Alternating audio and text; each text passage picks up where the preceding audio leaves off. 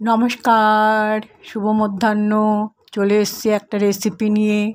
আজকে আমি ছোটোবেলায় খুব শুনতাম মন্ডা মিঠাই খাচ্ছি, মন্ডা মিঠাই।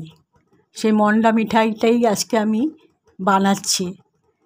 দেখুন, ভিডিওর মাধ্যমে আমি দেখাচ্ছি কিভাবে মন্ডা মিঠাই, যে আমরা ছোটোবেলা থেকে শুনে এসেছি মন্ডা মিঠাই খাচ্ছি, মন্ডা মিঠাই খাচ্ছি, সেই ব্যাপারটা আজকে আমি ভিডিওর মাধ্যমে করছি। তাহলে দেখা যাক কীভাবে এটা করছি আমি।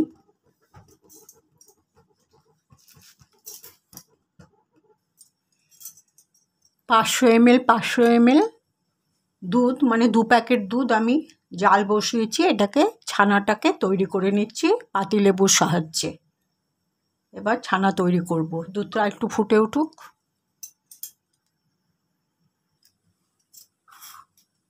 দুই প্যাকেট দুধের ছানাটা আমি তৈরি করে নিলাম। এবার এটাকে আমি ছেঁকে নিয়ে তারপরে আমি মন্ডা মিঠাই বানাচ্ছি। চলুন দেখা যাক। 2 প্যাকেট দুধে আমার এই পরিমাণ ছানা হয়েছে। এবার আমি এর সাথে চিনি অ্যাড করে মিঠাইটা বানাচ্ছি। 2 প্যাকেট দুধে আমি এই পরিমাণ চিনি অ্যাড করছি।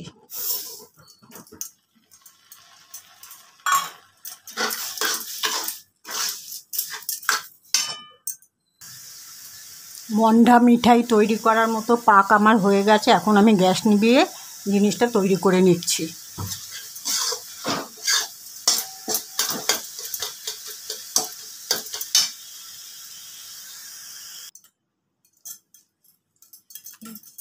মিঠাইগুলো আমি বানিয়ে নিচ্ছি। দেখুন, এই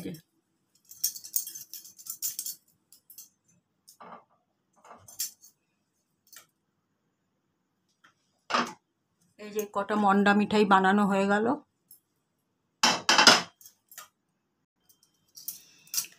মন্ডা মিঠাই বানানো আমার কমপ্লিট হলো।